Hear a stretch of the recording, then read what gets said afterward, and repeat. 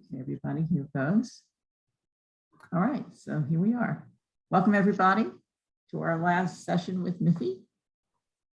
And I just want to say I sent out a PDF that Miffi had sent me about the mandala, and I sent 2 attachments that were actually the same. So if you're wondering the difference, there is no difference. So just wanted to clear up any confusion. Thanks, Sheila. Yeah, I redid the little booklet, the Mandala map booklet, to be more in line with the way that Lama Zopa Rinpoche does it, but I'll explain as we go through today. So really warm welcome to everybody for our 4th class on demystifying Tibetan Buddhist ritual, otherwise known as the Dharma toolkit. And so we've been having a bit of an adventure through doing offerings. And last week we looked at the short Mandala offering and how much goes into it, how we've got the outer mandala, the inner mandala, with all of our offering the objects of our attachment and our hatred, the secret mandala, offering our body transformed into all of the wonderful richnesses to benefit sentient beings. The suchness mandala, remembering emptiness and dependent arising. And we've started the conversation about how important it is to practice generosity, why it's important for ourselves and for others, to put in place the substantial causes for resources. And we need resources if we want to help others. So this week we're continuing on, and we're going to have a look at mandala offerings in general, like the mandala, the depictions of the mandalas in general, and then the long mandala offering and how to do it.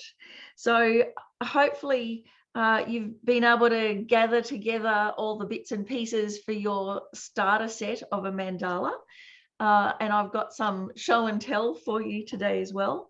But it's very easy to gather all the bits and pieces together very cheaply without having to invest in an expensive, beautiful mandala set, or you may not be able to get one posted to you yet. So everybody will be able to get set to give it a go. So let's really take a moment to set our motivation, because it's really important that we have an adjusted motivation when we do any Buddhist practice. So usually what I find is when what gets me to the cushion or to the seat to do the class may be quite contaminated with worldly concerns. And that's okay if it gets you to the seat, but then it's wonderful when we sit down, then we adjust the motivation. So we don't have to second guess ourselves. We just kind of recalibrate why we're here. So in general, we're here in a spirit of kindness and curiosity. From a temporary point of view, an immediate point of view, we're here to learn Tibetan Buddhist rituals because they enhance our path to enlightenment. They're part of the essential tools that we have and often misunderstood. So to clear up some of those, with these methods of combining body, speech, and mind together, it's very powerful. If, we often want to have an easy way to do things, the quick way to do things, combining body, speech, and mind together is one of those fast track ways. It's a powerful combination. The ultimate purpose that we're here, of course, is that by using all of these, we are able to quickly become a Buddha for the benefit of all. So to be able to achieve the holy body, speech, and mind, the body, speech, and mind of a Buddha.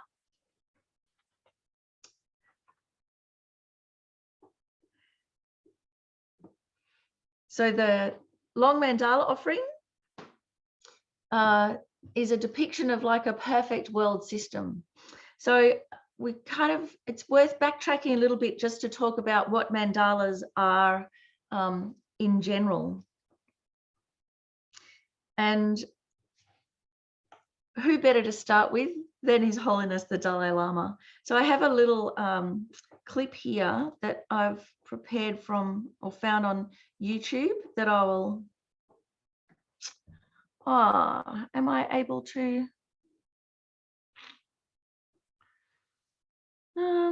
stop the share? Let me find the right clip. Dharma talk. Oh, here we go. YouTube. Mandala. I wanted to start this with His Holiness the Dalai Lama. I might have to find it again on YouTube. I'm sorry about that. Because, you know, when His Holiness does the Mandala offering, it's so moving. He, here we are.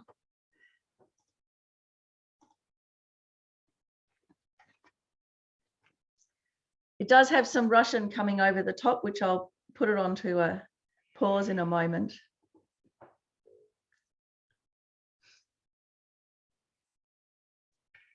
Мои ежедневные практики посвящены подготовке к смерти.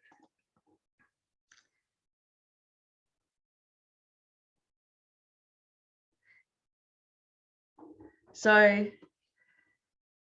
the way that His Holiness offers, it's very relaxed. He's using it as a meditation with the way to offer the different heaps of the jewels, but without being stuck on the whole process of it, actually just integrating it as a full, beautiful practice. And you can see, of course, there's so much going on while offering this pile of jewels, which is so much more than a pile of jewels.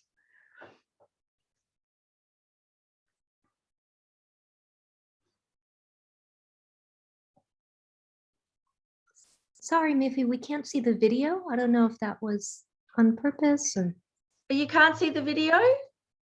No, we're at the PowerPoint. Are you able to, am I able to share YouTube clips? Yes. You should be able to, yeah. So,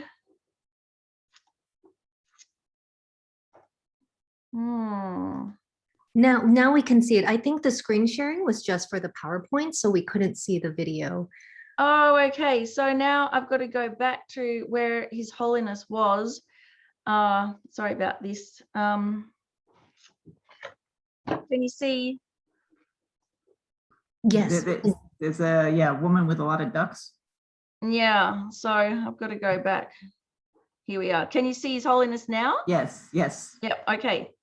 And still? Can you see still His Holiness? Yes, yes. Yep, okay. Yes.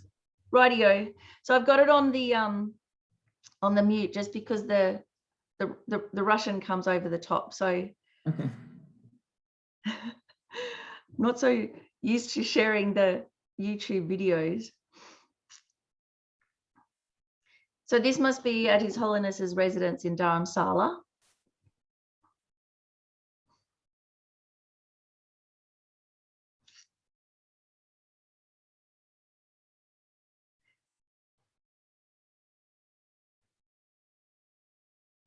And so for those of you who are not familiar with doing the Mandala offering, this is a very nice way to start with just seeing how His Holiness does the practice. Very relaxed, but you can see very there's a lot of intense experience going on, but it's perfectly calibrated, and this is what we can do too. It's a meditation aid.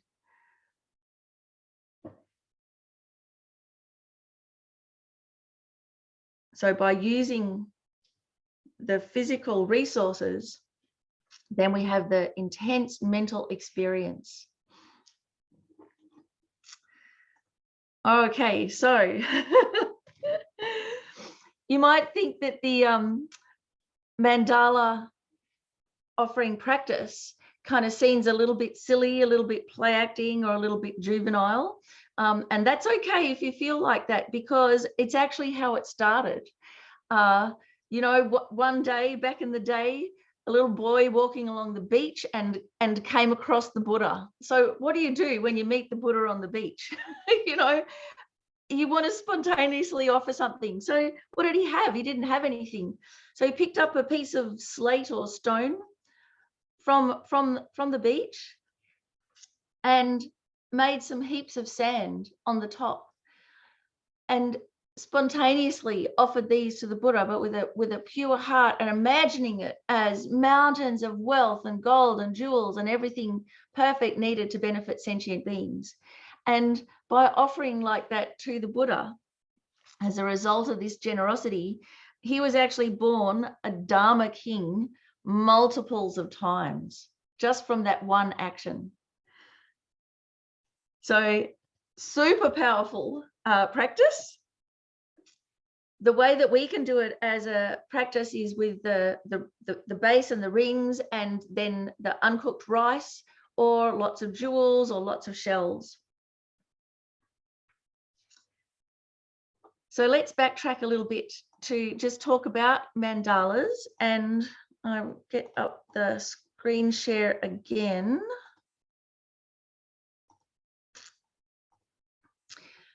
So sacred geometry really is when we're talking about a mandala, and it's not just from a Buddhist point of view, but it's a universal kind of practice that has, you know, spontaneously manifested with human beings throughout the ages. There are many forms, sacred and secular. So we have things like mandala doodles, and Carl Jung famously put together had it as a therapy for his patients, as a healing with this holistic approach, being able to do these kind of doodles. We know that there's a lot of harmony when we have symmetry. There are also what does this say? My mandalas were cryptograms concerning the state of the self, which was presented to me anew each day. So that's from Carl Jung. Then we've got all the various depictions of the universe. As you remember, back in the day, it used to be that the earth was in the center and everything else went around the edge. Then we also have the wind catchers from Native American Indians, from the Aztecs. It's a geometry where our being and our consciousness is drawn in to finer and finer states of mind. We've got rose windows in the cathedrals. So I think this is the one from Notre Dame. I've got to say, I didn't cry when my mother died, but I cried when Notre Dame burned. And these are really transporting images to look at, these mandalas of light. So we have this natural like of things like this. Also, we have secular geometry. So we all have this urge towards wholeness and a perfect environment. And so one way that we express that is by a love of miniatures and doll houses, or a love of actually transforming our own home, our own environment. And really what a mandala is a sacred environment, an environment of a pure land. But what we have is a mandala of an ordinary land, our house. And if you've ever been to IKEA, I mean, it is set out like a secular mandala. You enter the mandala and you walk around in it. There is an allure to it of imagining your life as being perfect like that, putting yourself in that place. And actually, when we do the mandala visualization, we should be able to walk around in it just like we walk around in IKEA, to kind of shrink ourselves down into and actually enter into the mandala like that. In our visualization, it should be as immediate as being able to walk around the floor plan of IKEA. That kind of immersion effect. actually what a mandala is a perfect, huge world system.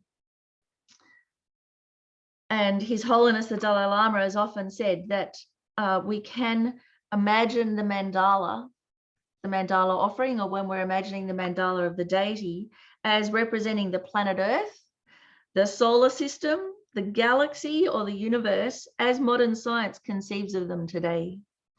Makes no difference. The point is that offering a mandala represents the willingness to give everything in the universe in order to receive teachings or receive vows or receive empowerment. So when they say vast and extensive, this is what we can imagine: an entire world system.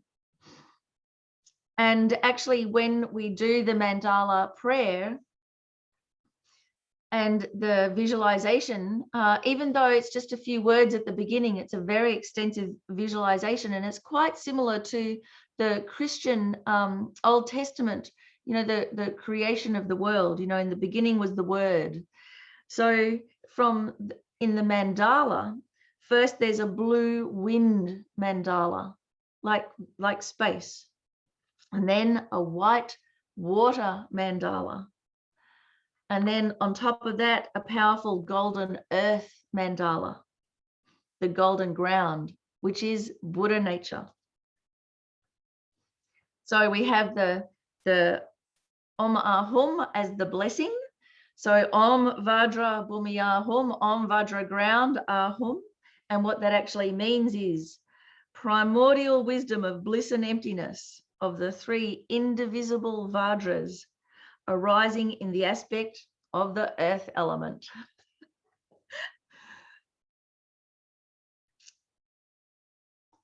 So a Buddhist mandala, this one is the Kala Chakra mandala. It's a manifestation of a completely purified environment. So just like a perfect world system. And the way that these are depicted are a little bit like architectural drawings.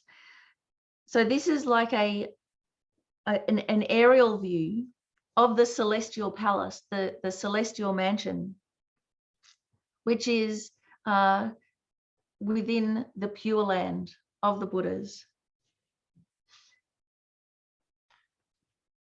So it's trying to encapsulate an entire universe. And how do we do that? We can't draw a picture, it would be as big as the universe. So we depict it with symbology. But don't think that this is it. It is actually a lot more like this, fractals. So just like with fractals, which is what's so amazing, you know, you have this initial shape, but then you zoom in, and within the edges of that initial shape is the same one, and then you zoom into that, and it goes in and in and in. So it is a way of depicting infinity. So there is a wonderful quote from a book, Opening the Lotus.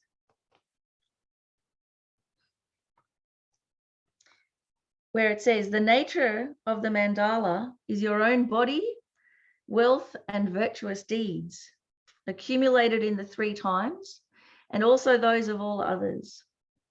The cause is its formation from various jewels.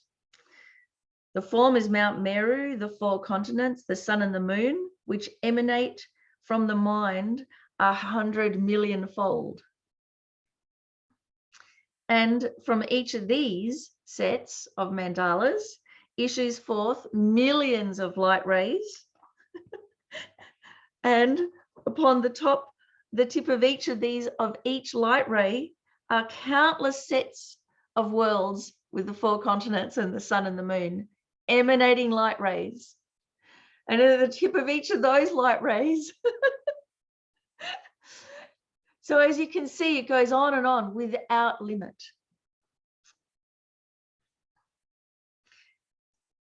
When you're actually depicting a mandala, one way that we can experience this is that they're actually made out of countless tiny grains of sand that have been colored. It takes several days to construct these mandalas, and in the way that they bless the sand is that each grain of sand is a manifestation of the deity and the entourage.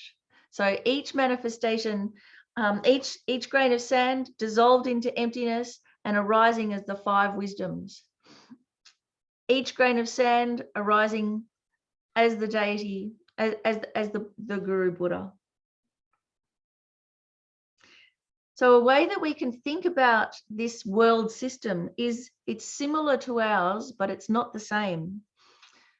Our world, how we interact and view the world, is a product of our karma. The mandala is built on merit. It's built on virtue.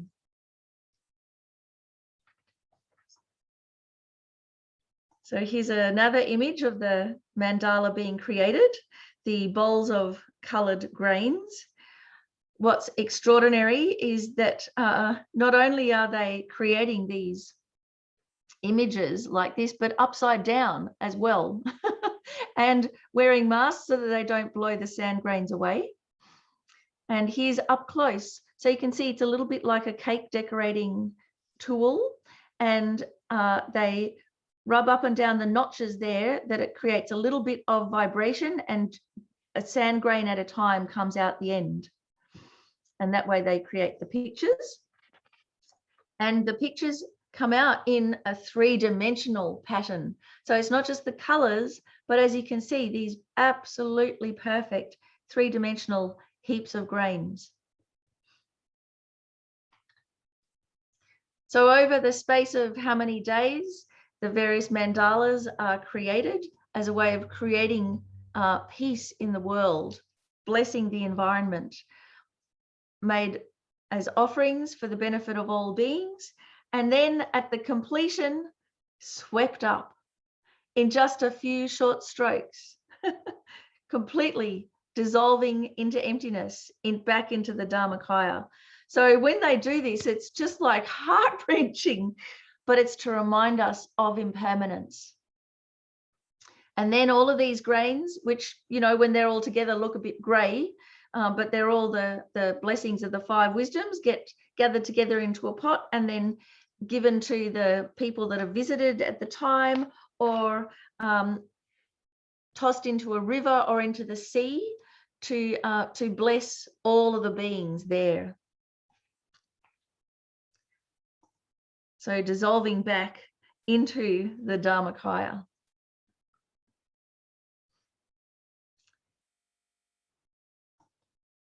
Here's a more contemporary image of a mandala. I really like this one because it's got a little bit of the 3-dimensional in it, and you can more easily see. So this again is a image of the Kala Chakra mandala, but you can see how instead of just being an architectural bird's eye view, the 3 dimensions, you can see how there are these gates. There are 4 gates, and on each of the sides. The Kala Chakra mandala is very extensive because actually there are 3 layers of gates, each on top of the other, and that's because they are mandalas of body, speech, and mind.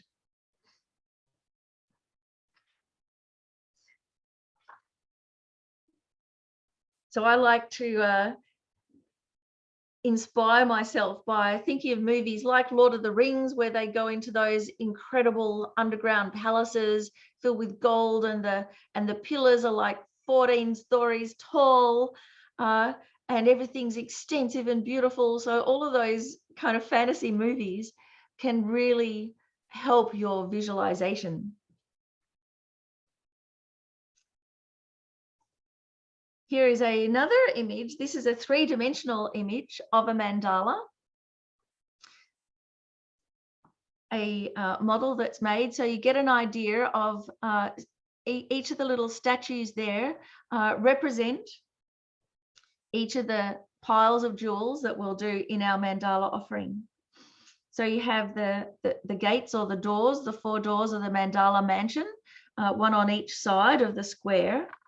All the various decorations, all the various vases with the auspicious symbols, and remembering each of these things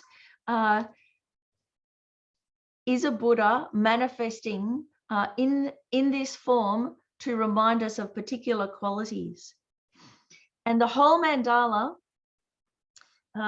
is resting on a double dorji. So you can see these on either side, these shapes. And some of you might be familiar with what a dorji is. So a dorji, two-sided. So one goes one side axis, one goes the other axis. So these double dorjis, they are, one is each color, and they represent the wisdoms. But please don't think that they're solid or hard. This is just a way to represent them as this shape. You might also see them hanging on the brocade in front of the Lama's throne where they sit, also depicted, because the double dorji is like offering a throne. It's the basis. What they are is made of light, and a lot like this, Tesla coils. So, you know, we have a dorji, and it's when we use our bell and dorji, it's made of metal. But what it depicts is a lightning bolt. And just like when we do a cartoon of a lightning bolt, it's very stylized. That's not what lightning looks like. But actually, if you've ever seen a Tesla coil, and here is Tesla himself nonchalantly reading a book at the base of this emanation of a Vajra. So the way that the light comes out, it looks a lot like a Vajra or a dorji. And so what the double dorji is a manifestation of completely harnessed, pure, correct wisdom. So it's not erratic like this, like a Tesla coil, but you can see how it is, it's alive, it's light.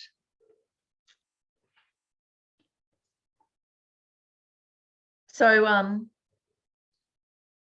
the diamond thunderbolt represents the 5 wisdoms, not solid, but made out of light and perfectly controlled. So now, before we go on to the actual mandala offering, any questions or comments at all about mandalas in general? Wave at me if you have a question.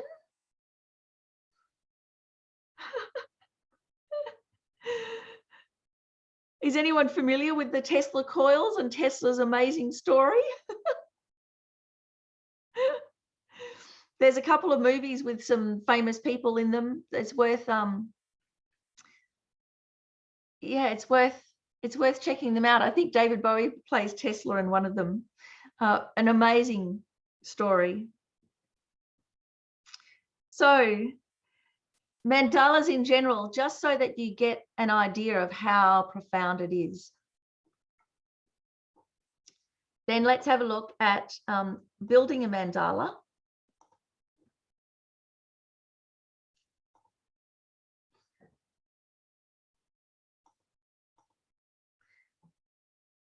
So this is a 3-dimensional mandala.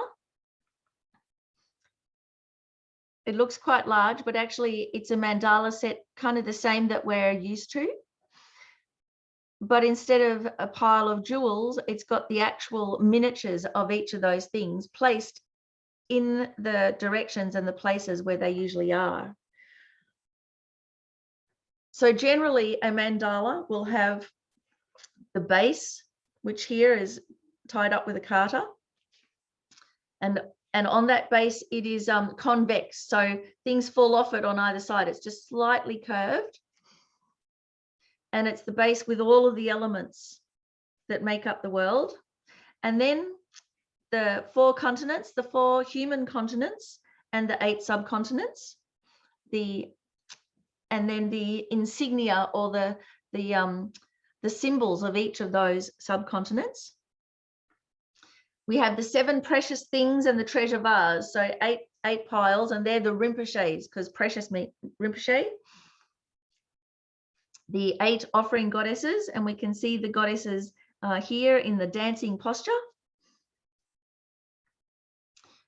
On the top, the mansion here of all the riches of gods and humans. floating on either side, the sun and the moon. So we can see here, there's the moon. And on the either side, the precious umbrella and the victory banner over the delusions. And right at the very top, the Dharma chakra, the wheel of Dharma. So the reason why the mandala is so outrageous and outlandish is to shake our concrete view of reality. Because while we think that our current reality is more real than the mandala reality, we're still grasping at inherence. We're still grasping at real existence or true existence. So they're both valid and legitimate. And the mandala offering is a way of breaking down our grasping at ordinary existence to be real and true. So part of the beginning of making a mandala offering is to clean the base. And actually what we're cleaning away is our grasping at inherence, our negative karmic vision.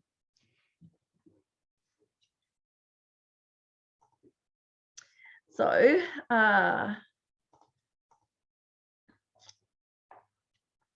we have the mandala set, very similar to what His Holiness the Dalai Lama had with the base and the rings. You can have a mandala set that's got 3 rings, that's got 1 or 2 rings, that have 4 rings. And when you do, the configuration is slightly different.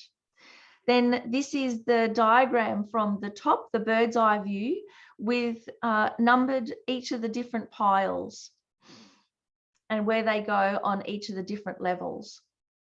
So Sheila has shared with you the mandala map booklet that has a diagram similar to this, but it's broken up in step-by-step pieces, so it's a little easier to understand. And then down the bottom here is an image of like a 3-dimensional drawing of what we're imagining. And so we have the oceans, the human continents, the mountain ranges, in the middle, Mount Meru, which is the metaphorical center of the universe, and a very interesting mountain because it is bigger at the top than at the bottom. So it's like an upside down pyramid. And at the top of that, the celestial mansion floating in the sky, the sun and the moon. And from this, countless light rays emanating. And here they are, at the tip of each light ray, another mandala world. And from them, countless light rays emanating, and at the tip of each one of those, another mandala world.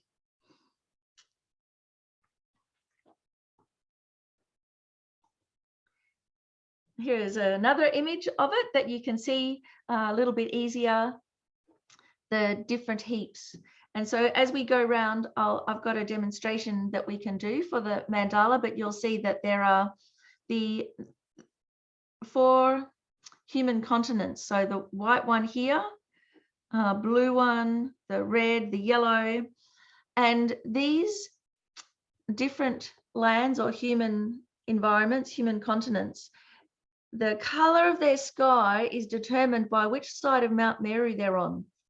So we are on the side here where Zambu Ling, named after the Zambu tree, because when the precious fruit of the Zambu tree falls into the brook, it makes this sound like Zambu.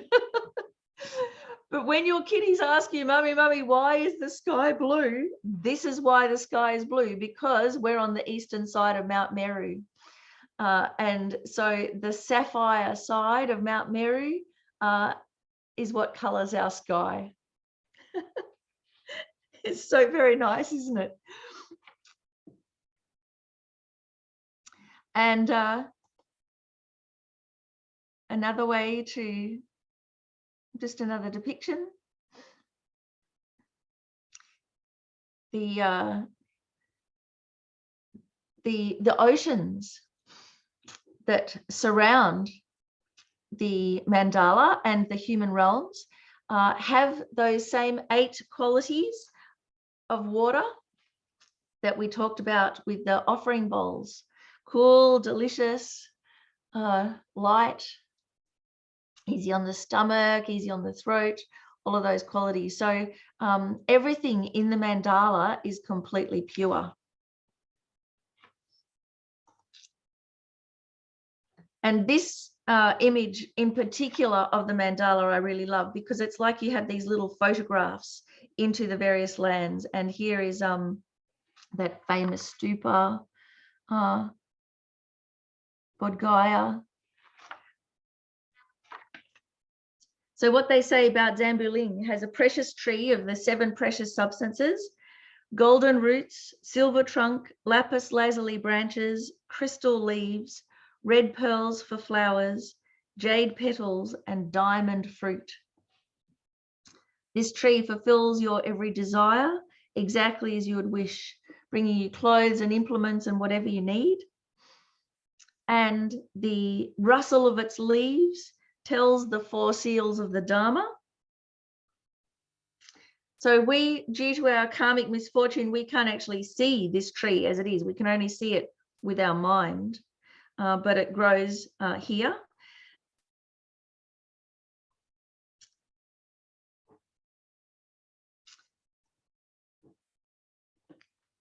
Now, I wanted to show you also how to actually then do the long mandala. So just before I try and get that up on YouTube, are there any comments or questions?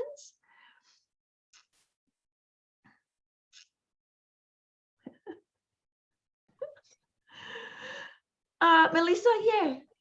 I just want to say I find the light rays, the way you're describing them, very interesting, because it reminds me of the mandala depicting mind is like no center and no fringe. And I feel like that conveys that. That's all. It's an extraordinary image. That's a all. really wonderful way to put it. No center and no fringe. That's yeah, perfect. And it's really to give us that, it opens our mind, doesn't it? And it kind of reveals how we put limits on things just to be able to grasp them and put them in their box. So we're trying to get out of the box here.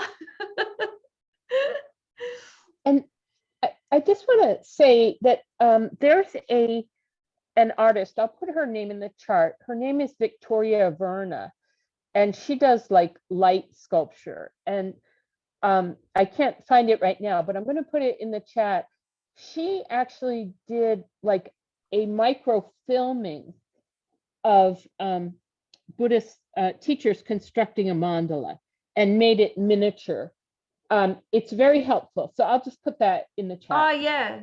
Yeah. So there's, I mean, YouTube is great for this, of just diving into it and seeing all the different ways to do these mandala offerings. So, and why I've tried to put something together for you is so that we can get an experience of how to actually do the offering, because I tell you what, it's such an immersive, wonderful activity. And the way that I learned how to do the mandalas was during Nyungnays. So I don't know how many of you have done Nyungnays, but they can be quite challenging. And sometimes mine gets really fuzzy and the time can drag on. But actually in each Nyungnay session, there are 2, 3, often even 4 opportunities to make a mandala. And if you do the mandala offerings, the time just flies just like that. And it makes the entire practice so rich.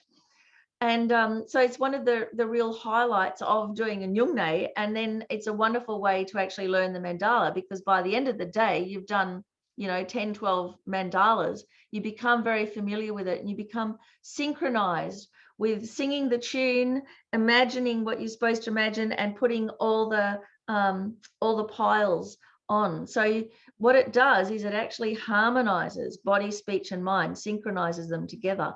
And that is part of taming our mind. So the other wonderful way to do the mandala offerings is in the 4 mandala Chittamani Tara Puja. So hopefully we'll get to do Tara Puja together soon. And so part of learning the mandala is doing the Tara mandala, which is a little shorter than the one that we're probably used to. And again, in the Tara Puja, it's 4 mandalas. So one of them is going to work. And the rest you're going to have a wonderful time practicing. Now, let me see if I can get the Sand Mandala Dhamma 23 heap. I'm just trying to see if I can get the Mandala offering up. A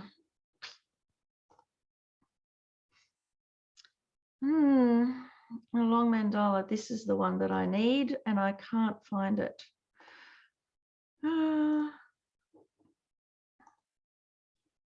Just bear with me a moment while I try and actually find the mandala that I wanted to show you. Show all windows. Oh, here we go.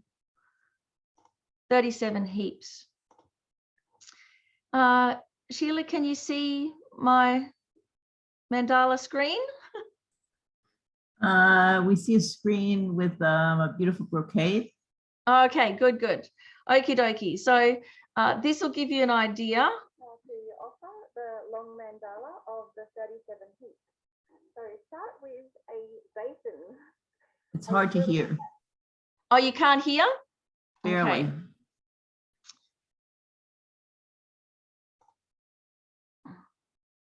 This is especially Can you good hear if now? you're sitting in a chair and not cross-legged. Something nice and wide and Can you hear me then? It's soft, but I can hear you. I guess I can turn up a volume. There is some way that I can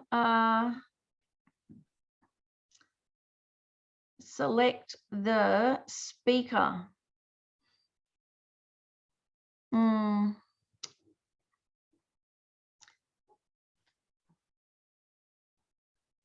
Yeah, if you could turn up the volume, there is a setting here for computer audio.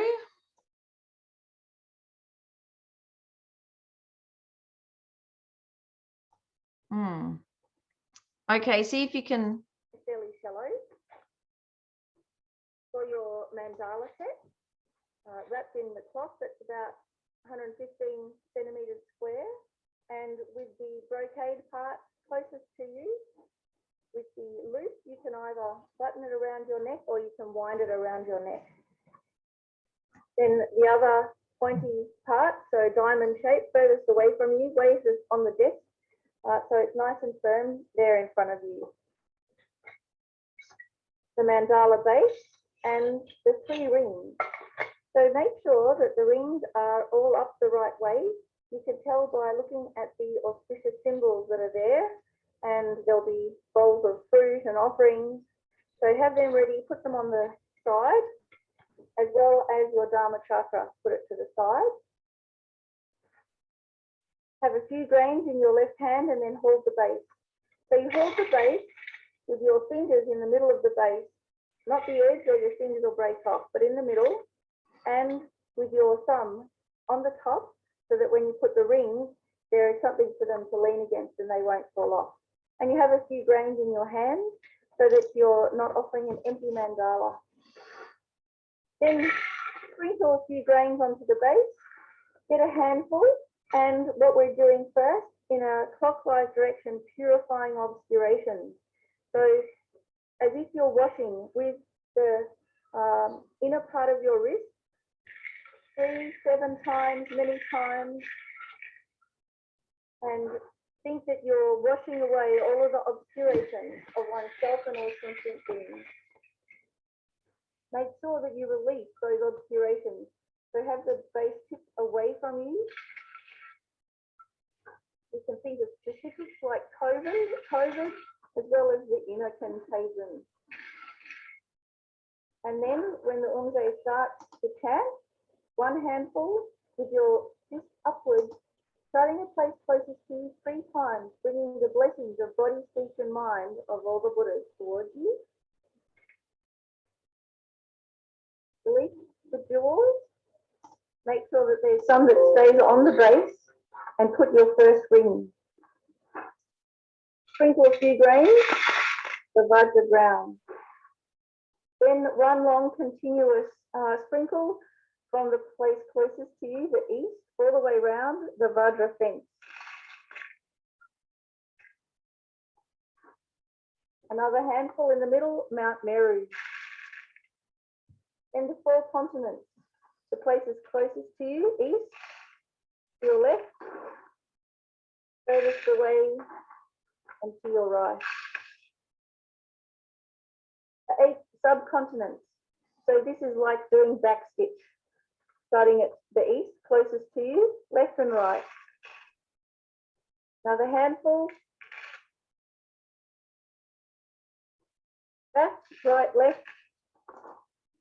On the right, closest to you, then furthest away. So that's the 8 subcontinents. Then the 4 precious things. The insignia of the human realms, the mountain of jewels, the granting tree, the Rishnasaline cow, the unplowed harvest. Then the Rinpoches and the precious vase. So the 7 precious emblems, diamond square, closest to you, the wheel, the precious jewels, the precious queen, the precious minister. And the square, the precious elephant, the precious horse, the precious general, and the precious vase. Next ring, the goddesses, the Mars. So this is small diamond square. So you might need quite big handfuls for this. The goddesses of beauty, of garlands, of song and dance. So it's the diamond, then the square. The goddesses of flowers, incense, light, and perfume. Top ring, 4 big handfuls. The sun on your right, the moon on your left, the precious umbrella, the protection of the Dharma at the point closest, furthest away from you, and the victory banner over all delusions, point closest to you. And then the Dharma chakra on the top, all the riches of gods and humans. And then a few grains in your right hand, and then you can hold the mandala with both hands. Have your thumbs on either side so that it's stable. Make sure that your Dharma chakra is squished down quite well so that it's stable. And then offering the mandala, remember who we're offering to, the Guru Buddha. Remember why we're offering, with a bodhicitta motivation for the enlightenment of all sentient beings. Remember the interdependence of the offering. Idam Gurana Mandala Kamniyatayami. And then send your mandala off, tip towards you, and with a few grains left in the right hand, an auspicious rainfall of flowers, spontaneous, filling all of space. If your mandala is very joyously received, then make sure you pack it up nicely. Everything up the right way, all the auspicious symbols, put them there in the middle. The Dharma chakra in the middle of the ring, so you know where to find it. The Mandala base on top, so everything's nice and secure. Then the front and back of the cloth, put those 2 points together. And then wrap down the front and the back points all the way down to the base of the mandala and all the way to the ends, the corners on each knee. Then you tie those 2 ends together. You just need to tie them once. They won't unravel. And then it's all nicely put back. Enjoy. Okie dokie. So I'm not sure if you got to hear that well or not, but it's there on YouTube. And so it took me ages to set this up right so that you could get the view from my eyes. Welcome to Dharma and Oh, Pajamas for this morning. hang on a second. I'm in some more pajamas. still a bit chilly today out there. The Uh, the no. topic for today. Hang on a is How to second. make a meal last a lifetime. I just have to stop this. So Right. Okay. Stop. Finished. Rightio. So yeah, so it took me ages to be able to set up the stick in front of, and then kind of wrap my arms around the camera and the microphone and set it all up. But the thing is, many times I've found people feel that they can't do a mandala offering because they can't sit cross-legged, or they don't have the stuff or anything like that. So that was one of the things, that if you have a basin, then that's like a portable lap. It's fantastic. Then you can sit in an armchair, you can sit on a stool, it doesn't matter, you can still do a mandala offering, and the stuff doesn't go everywhere. Then if you don't have a mandala set to set up, then just things like this, you know, colored cookie cutters and some scrapbooking bits and pieces of sticky diamantes. And in the end, it can end up as something like this, really beautiful, you know. And back in the day when we used to be able to travel, then if you have something like this and it's plastic, you can get through customs, no worries at all. Then at the top, you have something like a shell. So this one, I've got a glass shell, but you can have any kind of shell. Or you might have something like a Tupperware. So this is a little bit more boring, that these are just cookie cutters. Then the Tupperware with the base and the shell to put on the top. So all of this really, really cheap.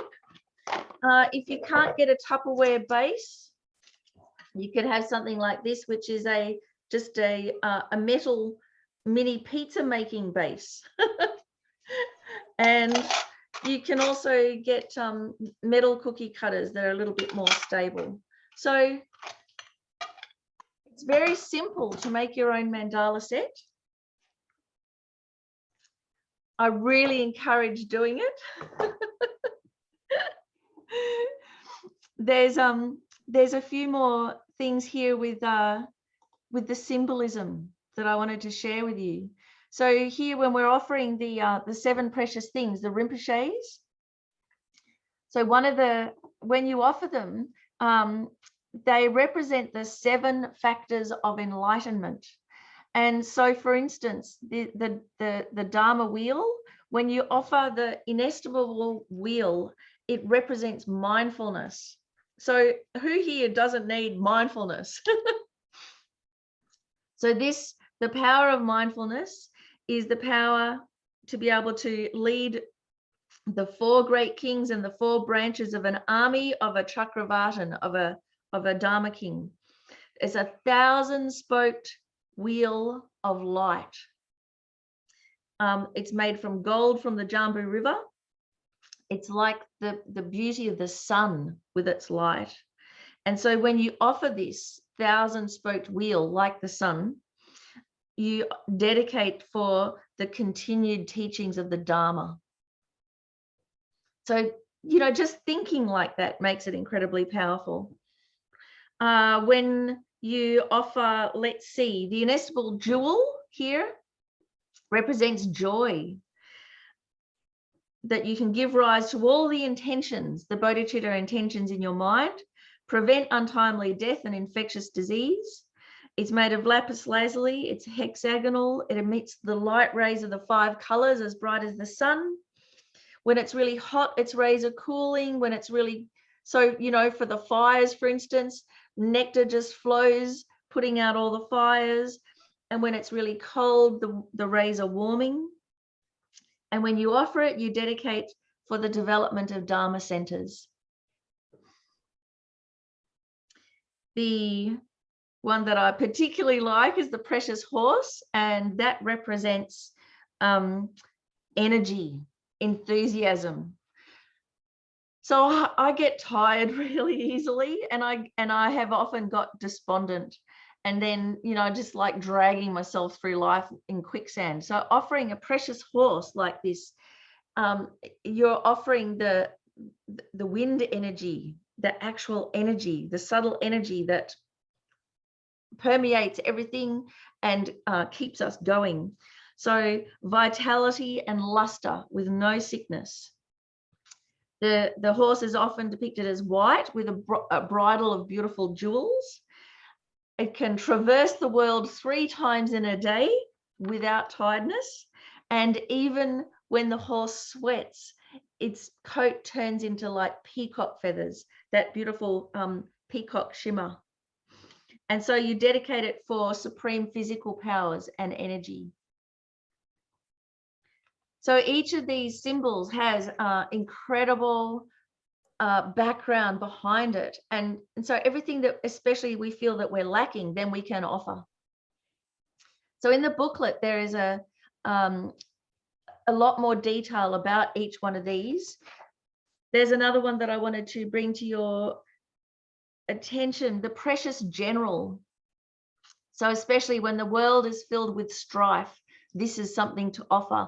So instead of us getting irate listening to the news, I know myself, I get so impatient with people that are not rational, that you have emotional thinking. And, you know, we've had lockdowns and people have been demonstrating against lockdowns and not wearing masks and all sorts of things. It's really emotive. So instead of buying into all of that, we can offer a precious general. And this represents equanimity or impartiality, complete equilibrium, clever, skilled, has the 4 army divisions of elephant, horse, charioteer, and soldier, can turn back all acts of war, whether it's between countries, individuals, within your mind. The precious general has completely abandoned harming others, is untiring, cannot be discouraged, knows all of the thoughts of the king, meaning bodhicitta, and we offer to, by dedicating to overcome all inner and outer obstacles. And the other one, the inestimable minister. So you can think of this as the precious politician. And don't we need good ones of those? So this one represents concentration. The inestimable minister or the precious politician possesses the divine eye, so clairvoyance, clarity of mind for both Dharma and politics. By offering this, increases and stabilizes wealth. So our resources, we need resources to be able to continue our Dharma path. Protects with loving kindness and compassion, and makes all beings happy with no deceit or maliciousness.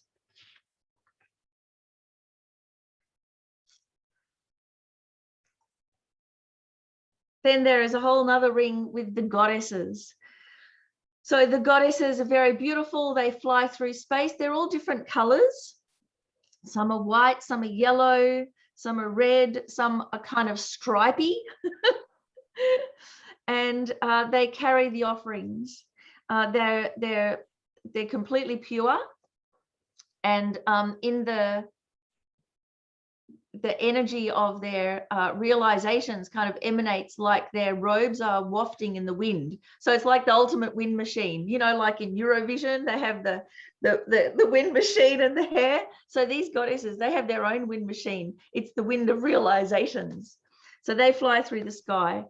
And, you know, if you've ever seen, for instance, The Fifth Element, and there is the amazing blue-skinned diva that comes and sings, it's quite moving, you know, and she's quite outlandish. She's weird and wonderful and mesmerizing.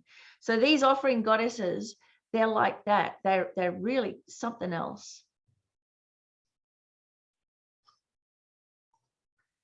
And then part of the auspicious symbols are also offered.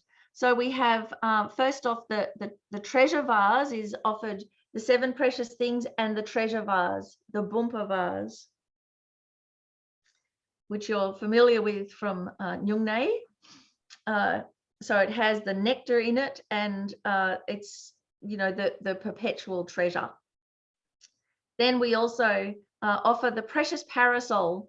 So the precious umbrella, the precious brolly, you know what this represents, right? The precious parasol and the other one, the victory banner over all of the delusions. So they look quite similar. So the precious parasol, what that represents is the Dharma. The Dharma is our protection. It's mind protection. So just like with an umbrella, instead of trying to stop the hail and stop the rain, walking outside and shaking our fist and going, you stop, how very dare you, we just get an umbrella. We have the protection of our mind, and then we can go anywhere. It's amazing. We don't have to change out there. We just protect our mind, and now we have complete freedom to go everywhere. We're unaffected. So this is what the Dharma is. The Dharma protects our mind from disturbance. So how wonderful to offer the precious brolly. The other one is the victory banner. So like you might have seen in movies and things where the generals and the whole army go into battle and they have the banners at the front. They look fierce and spectacular. And sometimes you've seen parades and they have the banners and there's always tassels and all sorts of things. So this one, it's like going into battle, but we're not going into an external battle. It's the battle against the disturbing emotions. And we win. We win that by offering the victory banner over the disturbing emotions. Then that's part of putting in place the causes to be able to have victory over our disturbing emotions. So, you know, there's a huge amount that we're offering, all the things that are the most important. What else about the victory banner? It has the 3 auspicious animals on it. On the tip of the handle is a half moon and a precious vajra, 3 layers of divine silk, many golden bells that give out the sound of the Dharma. The umbrella is made of divine substances, has a jeweled handle, 1,000 spokes, just like that Dharma wheel, a lapis lazuli tip at the top, pearl ornaments. On the top, the Dharma chakra. So that's the wealth of the Dharma, all the riches of gods and humans.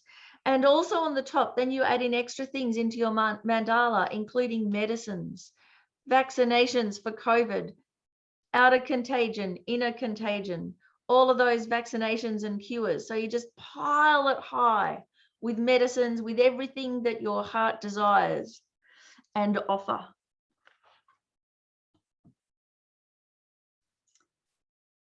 Now, any questions or comments that have come up from this?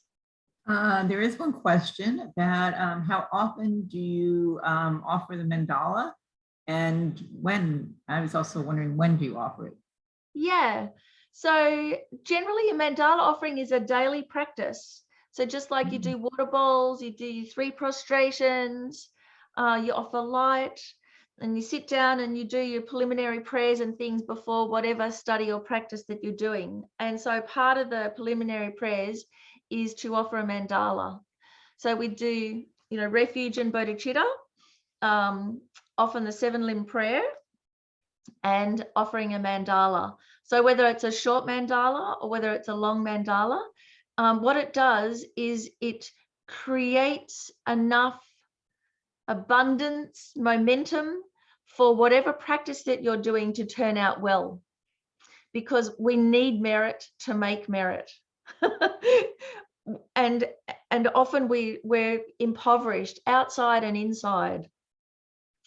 So instead of pushing harder and harder and gritting your teeth, it's creating this abundant, amazing, nourishing atmosphere. And it's a very easy way to do it. So you can do 1 long mandala offering really nicely, like His Holiness at the beginning, you know, take your time imagining it. Or you can do several in a row, at the very least a short mandala offering. And the way that you can learn it is you can just spend a little bit of time each day on a different aspect of it. Like get to know each of the Rinpoches and what they mean, and really go to town on one of them, and then continue the offering, and then the next day really focus on the next one so you become more familiar with it. So as a daily practice, if you have a long mandala set, it's really auspicious to use it. Don't just keep it in the cupboard. Also, if you go to puja, if you manage to have a group practice one day, you know, we're all at puja in the same room, how amazing. Then please don't be shy. Please take out your mandala set and use your mandala set. Also, we offer a long mandala at the beginning of teachings, or at the beginning of an initiation, or at the beginning of refuge, to request vows or empowerment. So, you know, in Bendigo, when Lama Zopa Rinpoche came out a couple of times to lead the Bendigo retreat, and at the beginning, you know, you offer a long mandala, and not many people do. We've been really lucky here at Lungri Tompa Center that we've been encouraged to learn the long mandala offering. And as you can see, you know, rice can go everywhere, you know, stuff goes everywhere, and don't worry about it. Just be as enthusiastic as possible. Anyway, so I had the great fortune to be able to have an interview with Lama Zopa Rinpoche in Bendigo at this retreat. And he asked me to make a mandala with the rings out of just plastic and covered in brocade. So beautiful cloth mandala, all lovely colors, and you could sew jewels on it, because he was concerned, you know, mandala offerings are quite expensive to buy. Anyway, he was talking about the mandala, and he said, you know, Miffi, people when they travel, they make sure they take toilet paper, but they don't take their mandala set. Oh, so I was like, okay, this is really saying how important it is. And so what I've found, various places where I've been, I might be the only one with a mandala set, and it's just simply that nobody's learned. And even the Sangha, the monks and nuns of the center, they haven't had a chance to learn how to do it. And then they're too embarrassed to kind of go, oh, I don't know how to do it.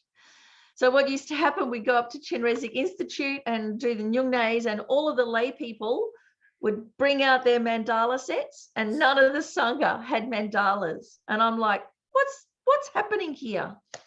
So it's a little bit of embarrassment not knowing how to do it. And I must say, over the time, the monks and nuns have learned how to do the mandala set.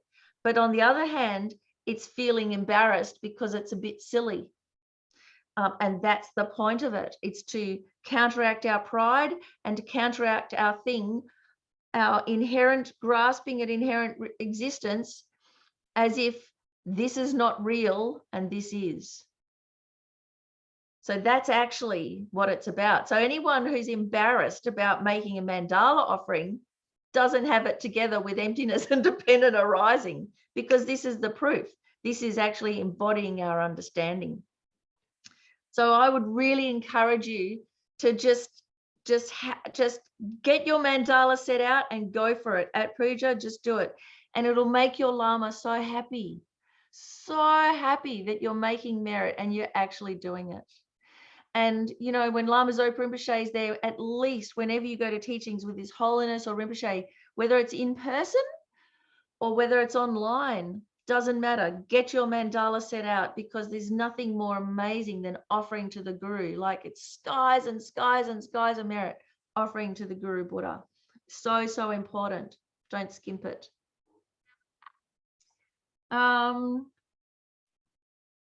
Yes, so Tain taught reciting the 4-line prayer, the short mandala. Yes, with the 7 heaps. So in the booklet, the new booklet that was sent out, there are various maps. So there's the map here for the 37 heaps. That's the one that I described on the video. And that's usually done in Guru Puja and before teachings, before initiation. There's also then with a slightly smaller map with the diagram and the words and the numbers, so you can coordinate it if you want.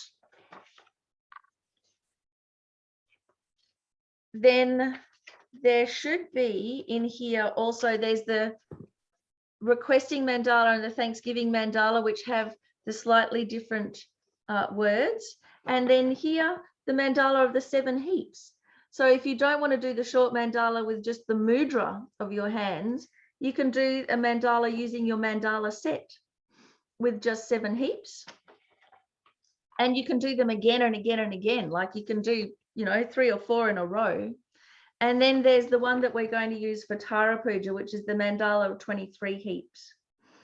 And so that one, it's very simple. You just take out the middle ring, which is the goddesses. So I've also done a YouTube clip for that so that you can practice and get used to it, so that when we do Tara Puja together, you know, you've got the confidence, and we can do the mandalas together. And I'd love to be able to see everybody on the screen all holding their mandala sets up. And then Sheila's going to take a screen share shot of it so that we can have it all. And then we can offer that to Lama's Oprah Mache.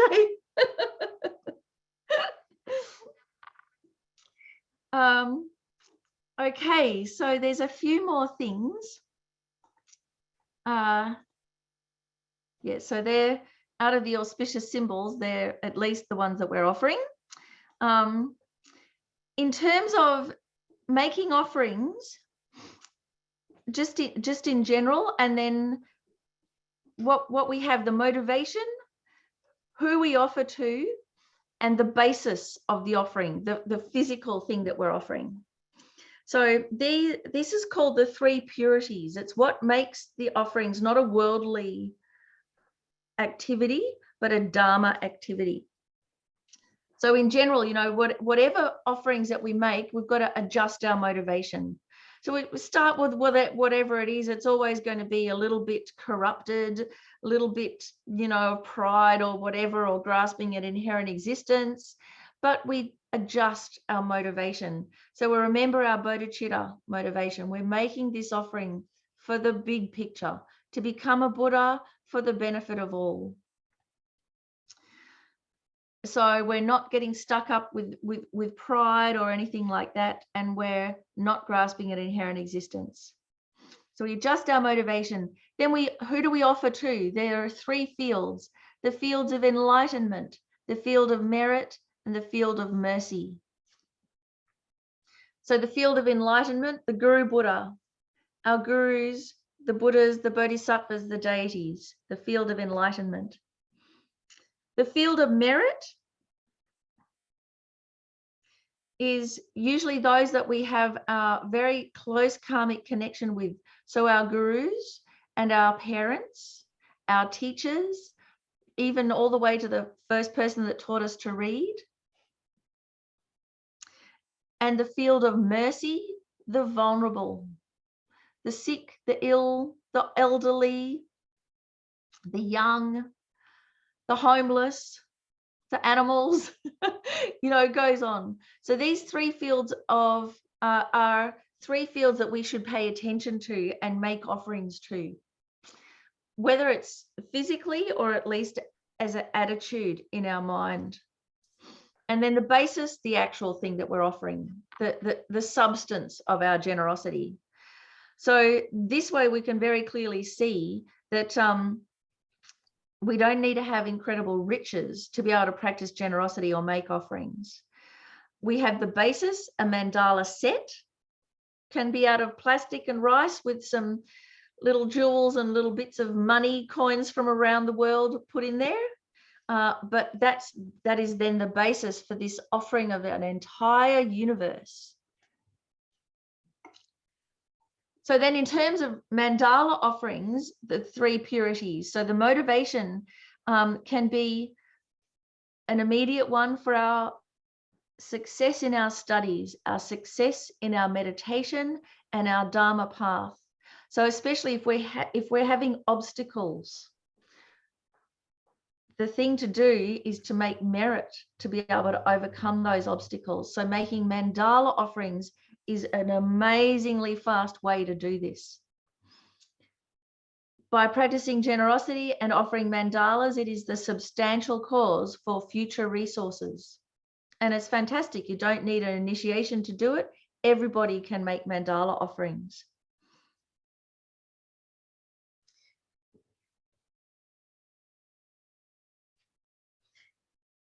It's also a way, because we need resources in this life, we need resources in future lives. It's very difficult to practice the Dharma when you have no house or no money or no food.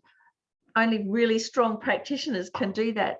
So no shame in needing resources, but we just remember why, of course, for the bodhicitta motivation.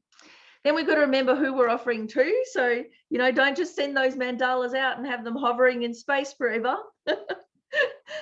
And when we offer to the Guru Deity, so the deity, Tara, Chenrezig, Manjushri, in essence, your root guru, with the face of His Holiness, with the face of Lama Zopa Rinpoche. And when we offer the mandala, when we send it off, we see that they receive it. It's really important. They smile at us and they joyously receive our mandala. So feeling really good about having offered it and seeing that they receive the offering, that completes the action. It makes it a full, complete karmic action. And then the basis, what we offer, well, we have those, the outer, the inner, the secret, and the suchness mandala. And we also have the basis of the mandala offering. And then in our mind, we add in all the extras, especially the things that we're attached to. Our children, our boyfriends, girlfriends, our beautiful car, our wonderful phone that we're always so mindful that we've got. Money. I love offering all of Elizabeth Taylor's jewels. I just put them all in there, you know, because they're spectacular, aren't they? Everything from Tiffany's, you know, everything from Google, the entire Apple warehouse, you know, whatever it is, all of those worldly things, chuck them in as well. All the medicines, all the factories making the medicines. You know, remember the more we give away, it's like the more that we have, and it helps us to release that clinging. Because that's the point of a mandala offering, to continuously give, we stop clinging.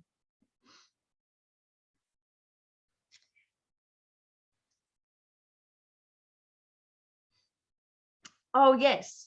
So the Tara Puja is happening. It's going to be so fun. So I'll be really happy to lead a Tara Puja with you. And so we'll have a screen share, and we'll be able to go through, and if you've got questions, and I'll just say a little bit about just the real practical things as we go through. There's no way I can give a commentary on it, of course, but just to get you enthused and feeling comfortable with the puja, because in particular, the Tara Puja creates energy. It's a really extraordinary practice, and it's a special practice for the FPMT.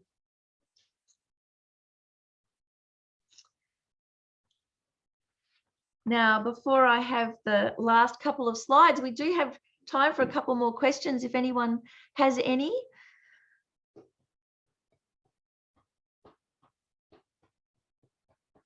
Melissa, you've got one? Sorry, I'm very enthusiastic about this class. I feel like we have to pay homage to Milarepa, who offered an empty mandala to Martha. Do you know that story? No, I don't know that story. Oh yeah, check it out. One, because of his poverty, but he was also offering emptiness. So, that's right. Yeah. Yeah. So there's always something that we can do. But even if you've just got, you know, just a couple of biscuits to put into your hands and offer them, it's okay. Or, you know, when you're at the beach, make sand mandalas instead of sandcastles. You know, what an amazing fun way to create merit. And we can actually then connect to the entire lineage of the mandala.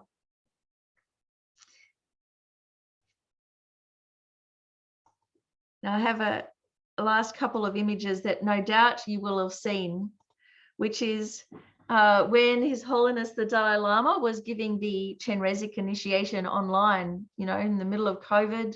And the first time that I've ever heard of an initiation like this being given online, and Lama Zopa Rinpoche offering the requesting mandala, and so earnest and so humble, in fact, that His Holiness couldn't even quite hear. Rinpoche had this beautiful thing to read out. So as you can see, they've got their mandala already made and set up, and it's got some incredible piece of jade in there, and it's wrapped up in jewels and diamantes and pearls. How beautiful. They're holding the mandala with the katas of the 5 different colored wisdoms. So nicely, like that, actually, you know, like the celestial garments.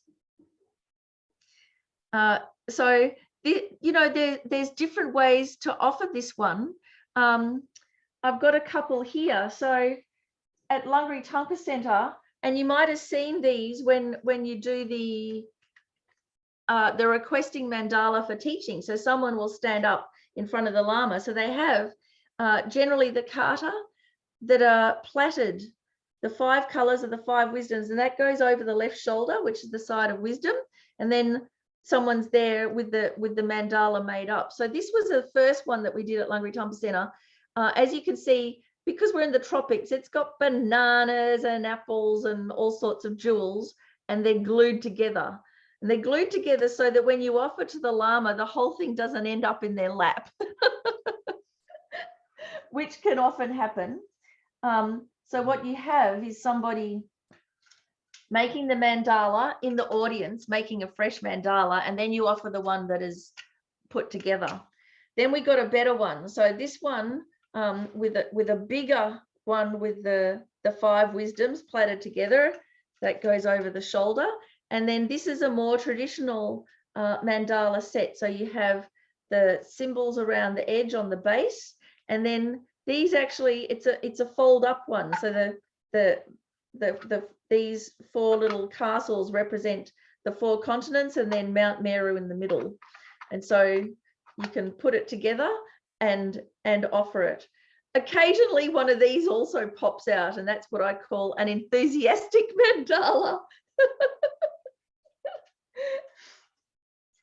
When you do your own mandala set, I've got a whole lot of jewels that I've got from various different places. So one of the things that you can get are these little colored jewels that they sell to put in vases so the vases don't fall over. Glass jewels like this. They can be a bit heavy. So if you've got arthritis in your fingers, it's not going to work. But if you've got strong hands, they really have this beautiful shimmer to them. The other thing that you can get is things like sacred shells, mother of pearl.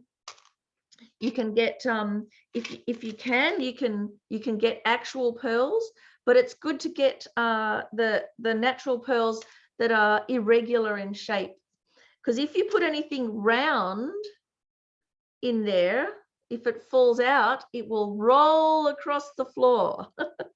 So you actually want things with irregular shapes. I've got some little bottles of jewels and little bottles of gold. And then I also got jewelry from the op shop. Now, the Tibetans don't like this. They don't like secondhand things because it kind of comes with a karmic baggage to it.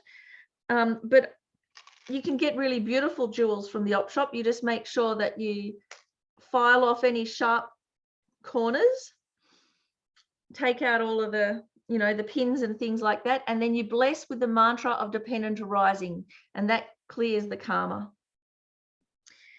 You can also go to a shop and get novelty buttons. So for instance, I found something like this, which is like Tara's hand, you know, and I've got the sun and the moon. I've got a little button of Santa Claus, because Santa Claus, you know, he's got all the presents to bring all the happiness. And one time at Nyungne, and I'm putting my jewels, and when it came to the sun, the handful went on and there was the little button of the sun. And then when it came to the moon, the handful went on and there was the little button of the moon. And I'm just like, wow, did you see that? But of course we're in silence, so I couldn't even tell anybody.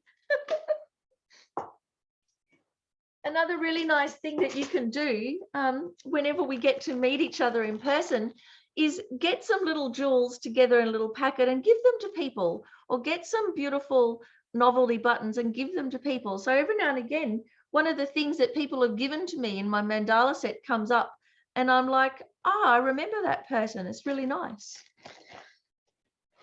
Instead of using rice, you can use plastic beads, and then that way you don't have the thing with insects coming in and getting stuck. But with the plastic beads, the ones that I've found that are the very best are ones that are in an irregular shape. So these are beads that have like 3 different prongs on them. And so then they don't roll away. You can use shells, but the smaller shells tend to smash into powder.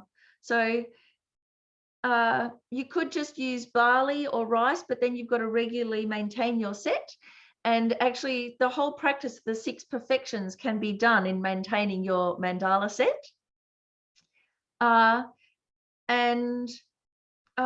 So yeah, you can use barley or you can use nice fat rice, and then you can just put in your jewelry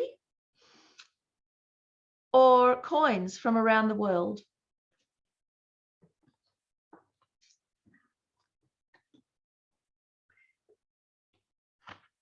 So hopefully that that will have piqued your interest. Jennifer, did you have a question at all? Yes, thank you so much. Yeah. I had a question about the cosmology. So, you know, if we have the karma to see the earth in a certain way, you know, is Mount Meru something that certain beings have a karma to see? Or, you know, is it a pure land created by a Buddha, or should we really just take it metaphorically? Yeah, that's a good question, Jennifer. And actually, His Holiness the Dalai Lama made a little bit of a joke about that, because when he came to Chenrezig Institute and we all offered a mandala set, he kind of joked and said, you know, Mount Meru is not true, right? Because His Holiness has said, you can't find Mount Meru there physically, so it cannot be taken as literal truth as we know it. And he's often said that if science disproves something, then Buddhism has to get rid of it. And the thing about Mount Meru being the center of the universe as a physical thing, it's not true. So that's okay, we can set that aside, but it doesn't mean we throw the whole thing out. What we do is we take the meaning of it. So yes, it's metaphorical. And when we take that meaning, then there's it's a way of holding the information of how our world comes into being. Just like any creation story. So the problem with creation stories is that what we do is we think we project them outwards and we think they're real and true. Whereas actually what a creation story holds, encoded in it, is meaning and how we exist. So us biased Westerners, we think our creation story, the Big Bang, is real. That also is a metaphor, as much as Mount Meru, the center of the universe, is a metaphor. But we find it, because it's not familiar to us, we can't access the meaning in that easily. Whereas in the Big Bang, and we're familiar with science and energy and, you know, all of these extremes, infinity, and possibly familiar with quantum physics, then we can access the meaning in that metaphor. But even then, with our Western science, I mean, Western science, since quantum physics, has clearly said there is no such thing as an objective observer. The observer creates the world. But our popular science cannot handle that. But quantum science and Buddhism, parallel, no contradiction there. So when we're thinking about the Big Bang and the cosmology, it comes into existence in dependence on an observer. Same way. So the way that we access it, though, when we're thinking about science and the Big Bang, is much more with a mind of understanding or conviction rather than just belief. Whereas when we access a creation myth or a story, we think, oh, it's just a story, it doesn't matter, it's just made up. Actually, they're all made up. And actually, they all represent a reality, and their whole purpose is to help us get in touch with that reality. So thank you very much, Jennifer, for that question, because that really helped me sum the whole thing up. And I have this next image of Lama Zopa Rinpoche. So this was at the beginning of offering, and then the next one, so happy to offer His Holiness, so humble.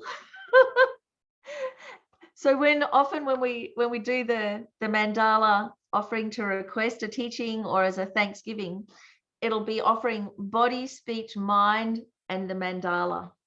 So the body offering the statue of the Buddha, and so here it is. The speech, often you offer a long life text. The mind, you offer a stupa, and then the mandala with the 5 wisdoms. And then that creates the mountains of merit to be able to receive the initiation and have everything go well, or receive the teachings and have everything go well. So we've come to the end of our time.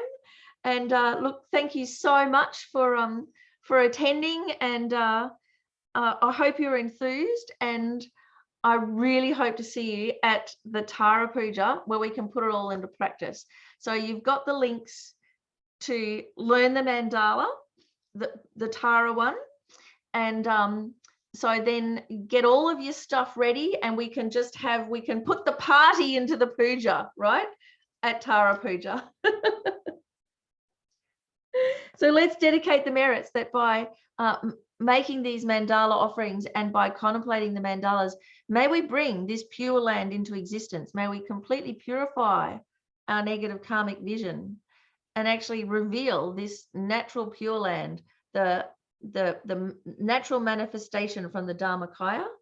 And may we bring everyone to this purified, blissful state as well. Thank you so much. Thank you, Miffi. Thank you, Miffi. This was just wonderful, really delightful. It's been a joy to share this with you or have you share it with us. Built up my Dharma toolbox. Wonderful. See you really soon, everybody. Thank you. Thank you, Miffi. Thank you all. Have a nice day. It was Thank great. you. Thank you. This is great. Thank you all for coming. Come to the puja. See Miffi again. Good night, everyone. When is the puja? When is the puja?